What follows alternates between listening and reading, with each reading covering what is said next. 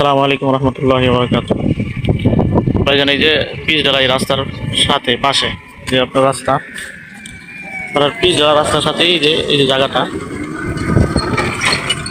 এখানে আপনার একেবারে ভরাট, বালু ভরাট। এই যে এই পাশের রাস্তা, এই যে জায়গাটা বালু ভরাট, একবার অনেক বড় জায়গা। এখান থেকে এক এক বিঘা বিক্রি করবে, 1 বিঘা 30 শতক। 30 শতক আমি যদি একটু নাইমা আপনারা দেখাই, 30 শতক এই জায়গা থেকে বিক্রি করবে, বিশাল বড় জায়গা, 30 শতক। আর এদিকে যদি একজনের নেয় তাহলে এদিকে একটা রাস্তা বের করতে পারবে। আর সামনে ওই যে যে বালুটা, এখানে পানি একেবারেই অল্প, আসলে বৃষ্টির পানি, এগুলো কোনো বর্ষার কোনো পানি না, হালকা একটু পানি।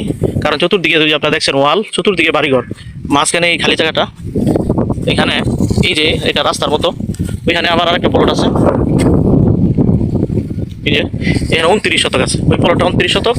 ওই যে বাউন্ডারি দেওয়া ওই কোনার থেকে ওই যে বালির ওই পর্যন্ত 29 শতক। আর এটা আছে আপনার 30 শতক, রাস্তার সাথে এটা আছে আপনার 30 শতক। মোট 59 শতক, 59 শতক প্রায় আপনার কাটা হবে 40 কাঠার মতো।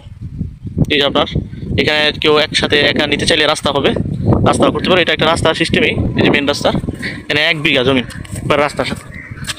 ওই যে আপনার ওই যে রাস্তা গাড়ি চলে একবারে মেন রাস্তার সাথে, পিচ ঢালাইয়ের সাথে। এখানে আপনার জায়গা আছে, আপনার এখান থেকে অনেক জায়গা আছে, কিন্তু এখানে আপনার দিবে উনি 30 শতক, 30 শতক, 30 শতক।